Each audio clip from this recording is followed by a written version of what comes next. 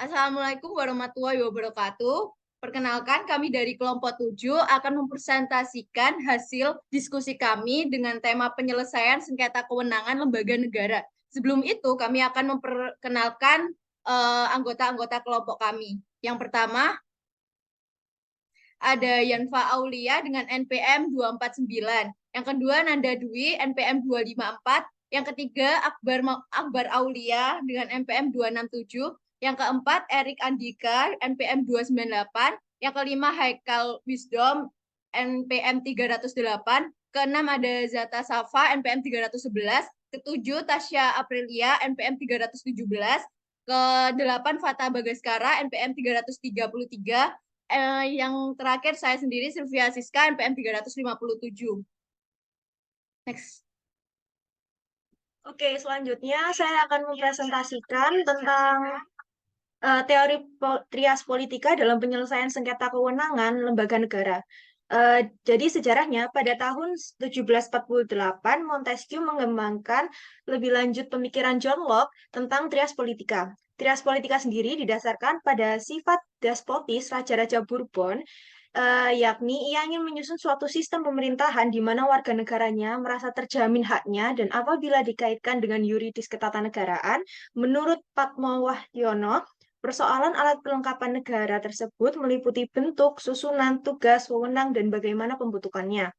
Meskipun demikian, alat perlengkapan negara sebagaimana yang dimaksud doktrin trias politika dalam negara hukum modern, kini menurut Jimli Asidik sudah tidak relevan dan sudah ditinggalkan. Selanjutnya, faktor penyebab terjadinya sengketa.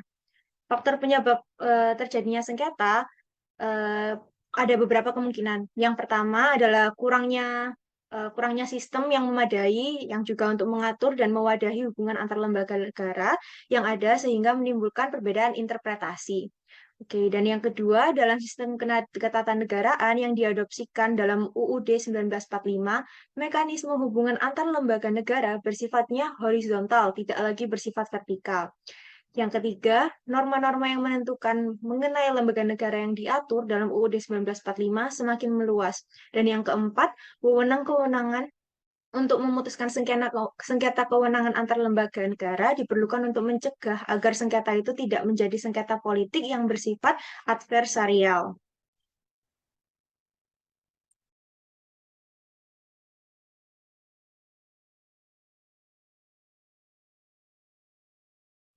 Selanjutnya, lembaga negara yang dapat menjadi pihak dalam sengketa kewenangan lembaga negara. Pasal 24C Undang-Undang Dasar 1945 menentukan bahwa Mahkamah Konstitusi berwenang memutuskan sengketa kewenangan lembaga negara yang kewenangannya diberikan oleh Undang-Undang Dasar. Ketentuan serupa terdapat juga dalam pasal 10 ayat 1 huruf B Undang-Undang Nomor 24 Tahun 2003 tentang Mahkamah Konstitusi. Dari ketentuan tersebut, tampak bahwa para pihak dalam sengketa kewenangan antar lembaga negara yaitu lembaga-lembaga negara, baik pemohon maupun termohon. Dalam sengketa tersebut, keduanya termasuk lembaga negara. Namun tidak setiap lembaga negara dapat menjadi pihak dalam sengketa kewenangan antar lembaga negara yang diputuskan oleh Mahkamah Konstitusi.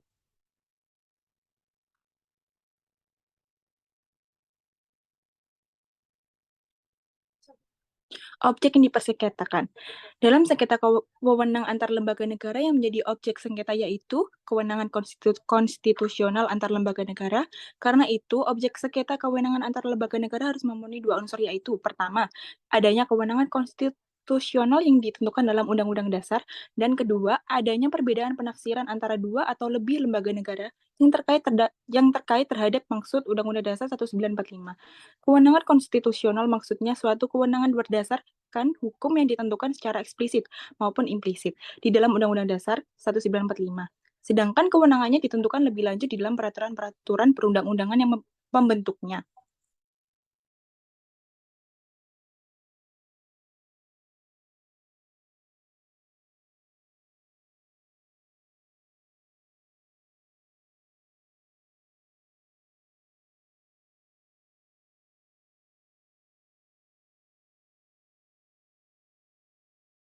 Selanjutnya, contoh kasus sengketa kewenangan lembaga negara. 1. Menelaah perkara permohonan keputusan Presiden Republik Indonesia nomor 105 tahun 2021 mengajukan gugatan ke Mahkamah Konstitusi berkaitan dengan keputusan Presiden Republik Indonesia nomor 105P tahun 2021 tentang pemberhentian pejabat Gubernur Kalimantan Selatan dan pengesahan pengangkatan Gubernur dan Wakil Gubernur Kalimantan Selatan. Pemohon mengajukan permohonan melalui berkas permohonan bertanggal 16 September 2021 yang pada perihalnya menyatakan gugatan keputusan Presiden Republik Indonesia nomor 105P tahun 2021 tentang pemberhentian pejabat Gubernur Kalimantan Selatan dan pengesahan pengangkatan Gubernur dan Wakil Gubernur Kalimantan Selatan. Permohonan tersebut diajukan sebagai perkara sengketa kewenangan lembaga negara yang kewenangannya diberikan oleh Undang-Undang Dasar. Putusan mengadili menyatakan pemohon tidak dapat diterima, demikian diputus dalam rapat permusyawaratan hakim oleh 8 hakim konstitusi, yaitu Aswanto selaku Ketua Merangkap Anggota, Menahan MP Sitompul, Daniel Yusmik P. Fok, Eni Nurbaningsi, Arif Hidayat, Wahidudin Adams, Saldi Isra, dan Suhartoyo, masing-masing sebagai anggota. Solusi. Pasal 30 huruf B Undang-Undang Dasar Undang-Undang Nomor 24 Tahun 2003 tentang Mahkamah Konstitusi sebagaimana telah diubah terakhir dengan Undang-Undang Nomor 7 Tahun 2020 tentang perubahan ketiga Undang-Undang Nomor 24 Tahun 2003 tentang Mahkamah Konstitusi. Lembaran Negara Republik Indonesia tahun 2020 nomor 216, tambahan Lembaga Negara Republik Indonesia nomor 6554, selanjutnya disebut UU MK, menyatakan permohonan wajib dibuat dengan uraian yang jelas mengenai sengketa kewenangan lembaga negara yang kewenangannya diberikan oleh Undang-Undang Dasar Negara Republik Indonesia tahun 1945. Selanjutnya mengenai syarat permohonan SKLN. Pasal 61 ayat 2 UU MK menyatakan pemohon wajib menguraikan dengan jelas dalam permohonannya tentang kepentingan langsung pemohon dan menguraikan kewenangan yang dipersengketakan serta menyebutkan dengan jelas lembaga negara yang menjadi termohon.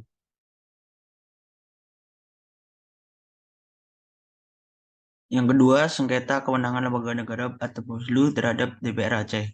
Pemohon merupakan ketua dan anggota Badan Pengawas Pemilihan Umum atau Bawaslu periode 2012-2017 yang beralamat di Jalan MH Tamrin nomor 14 Jakarta Pusat, baik sendiri-sendiri maupun bersama-sama bertindak untuk dan atas nama Badan Pengawas Pemilihan Umum atau Bawaslu. Pemohon mengirimkan surat 1 kepada Gubernur Aceh perihal pembentukan Bawaslu Provinsi Aceh tahun 2012 yang memberitahukan bahwa pemohon akan melaksanakan pembentukan dan rekrutan Bawaslu Provinsi Aceh, bahwa pada bulan Juli sampai dengan Agustus 2012 pemohon membentuk dan menetapkan tim seleksi calon anggota Bawaslu Provinsi Aceh guna membantu permohonan menjaring dan menyaring calon anggota Bawaslu Provinsi 10 Aceh. Putusan.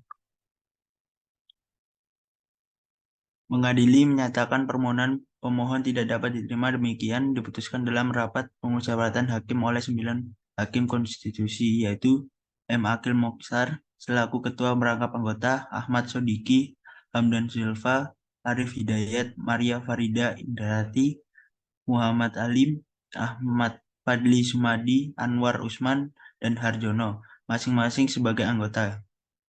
Selanjutnya, solusi.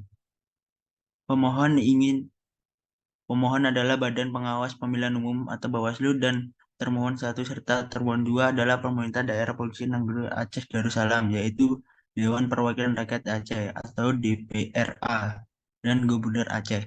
Dengan demikian, pemerintah daerah Negeri Aceh Darussalam atau DPRA dan Gubernur Aceh merupakan lembaga negara yang kewenangan konstitusionalnya diatur oleh Undang-Undang 1945 sehingga memiliki legal standing untuk menjadi pihak dalam sengketa kewenangan lembaga negara.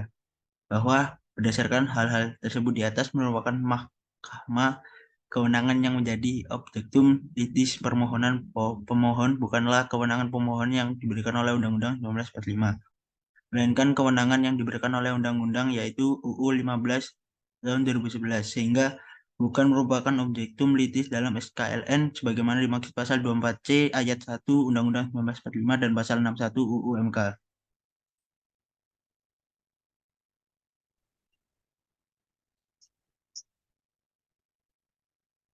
Sengketa kewenangan Lembaga Negara Gerakan Nasional Pemberantasan Tindak Pidana Korupsi atau GNPK terhadap Menteri Agama. Pemohon ingin memutus sengketa kewenangan lembaga negara yang kewenangannya diberikan oleh Undang-Undang Dasar, selanjutnya disebut SKLN, antara Gerakan Nasional Pemberantasan Tindak Pidana Korupsi terhadap Kementerian Agama Republik Indonesia. Pemohon mengadilikan bahwa terhadap pelantikan Kepala Kantor Wilayah Kementerian Agama Provinsi Banten, Provinsi DKI Jakarta, Provinsi Lampung, Provinsi Jawa Barat, Provinsi Jawa Tengah, Provinsi Jawa Timur, Provinsi Kalimantan Selatan, Provinsi Maluku Utara, Provinsi Papua Barat, dan Provinsi Sulawesi Tengah oleh Menteri Agama Republik Indonesia adalah mengambil alih kewenangan gubernur pada provinsi yang bersangkutan. Putusan mengadili menyatakan permohonan pemohon tidak dapat diterima. Demikian diputuskan dalam rapat permusyawaratan hakim oleh 9 hakim konstitusi, yaitu Moh Mahfud MD selaku Ketua merangkap anggota, Ahmad Sodiki, Anwar Usman, Muhammad Alim, Ahmad Fadil Sumadi, Hamdan Zulfa, Harjono, Maria Farida Indranti, dan M. Akil Mokhtar, masing-masing sebagai anggota pada hari Senin tanggal 7 bulan November tahun 2011, yang diucapkan dalam sidang pleno terbuka untuk umum pada hari Kamis tanggal 24 November tahun 2011 oleh 8 hakim konstitusi, yaitu Moh Mahfud MD selaku Ketua merangkap anggota, Ahmad Sodiki, Anwar Usman, Muhammad Alim, Ahmad Fadli Sumadi, Hamdan Zulfa, Harjono, dan M. Akil Mukhtar, masing-masing sebagai anggota, dengan dibantu oleh Sunardi sebagai panitera pengganti, serta dihadiri oleh pemohon atau kuasanya dan termohon atau kuasanya.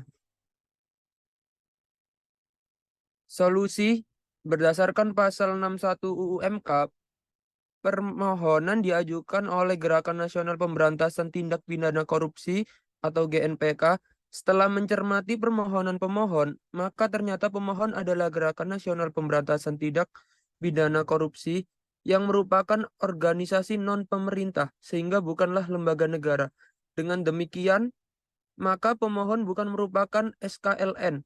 Oleh karena itu, penilaian dalam kewenangan mahkamah dan kedudukan hukum atau legal standing pemohon dalam SKLN bersifat kumulatif, dan pemohon berdasarkan penilaian mahkamah, pemohon bukan lembaga negara sehingga tidak mempunyai kualifikasi untuk mengajukan permohonan SKLN.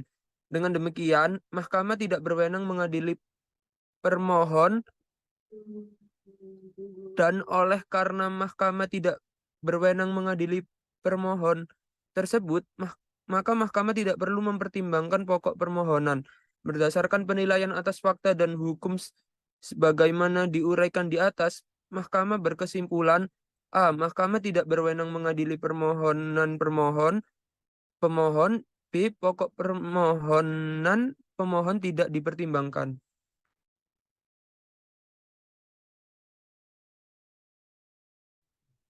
Sengketa kewenangan antara pemerintah pusat dan pemerintahan daerah. Deskripsi. Terjadi sengketa antara pemerintah pusat dan pemerintah daerah terkait kewenangan dalam mengelola dan mengatur suatu bidang tertentu.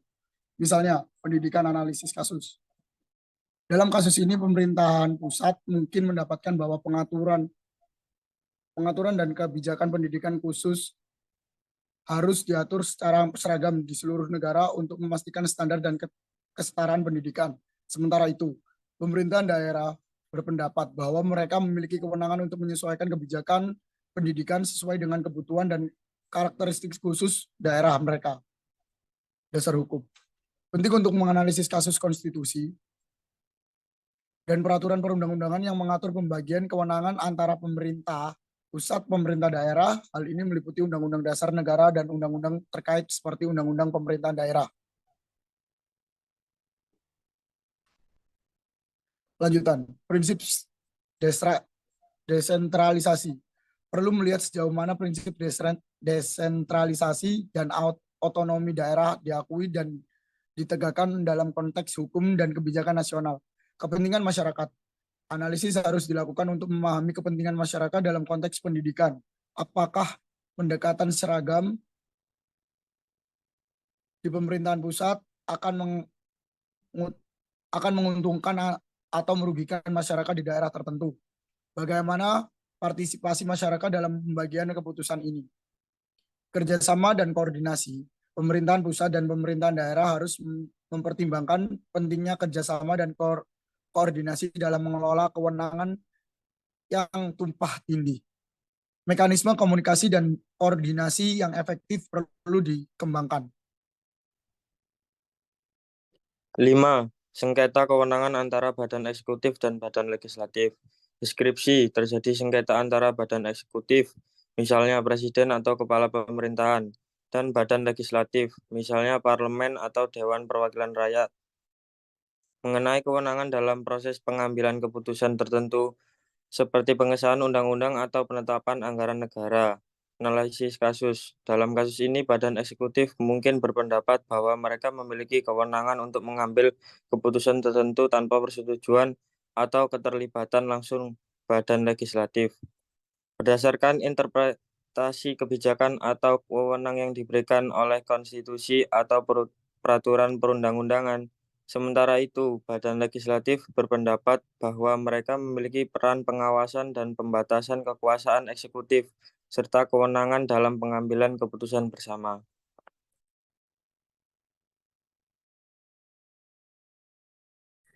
Jadi kesimpulannya adalah sengketa wewenang antar lembaga negara, berarti perbedaan pendapat yang persengketaan antar lembaga negara dan adanya tuntutan dari suatu lembaga negara terhadap lembaga negara yang lain atas wewenangnya yang telah dirugikan atau terganggu. Dalam sengketa wewenang antar lembaga negara yang menjadi objek sengketa yaitu kewenangan konstitusional antar lembaga negara.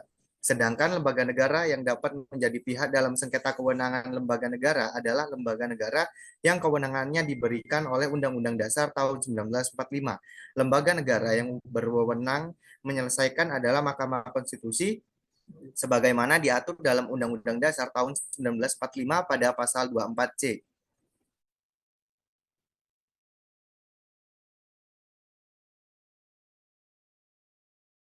Untuk saran, diharapkan ke depan adanya batasan yang lebih jelas bagi Mahkamah Konstitusi dalam menentukan lembaga-lembaga negara yang dapat menjadi pihak-pihak bersengketa dalam sengketa kewenangan antar lembaga negara, sehingga tidak menimbulkan permasalahan yang baru. Ke depan, Mahkamah Konstitusi dapat menggunakan penafsiran luas sehingga mencakup semua lembaga negara yang kewenangannya tercantum dalam Undang-Undang Dasar Negara Republik Indonesia tahun 1945. Sekian dari kelompok kami. Kami ucapkan terima kasih. Mohon maaf jika banyak salah kata. Wassalamualaikum warahmatullahi wabarakatuh. Waalaikumsalam. Terima kasih. Waalaikumsalam.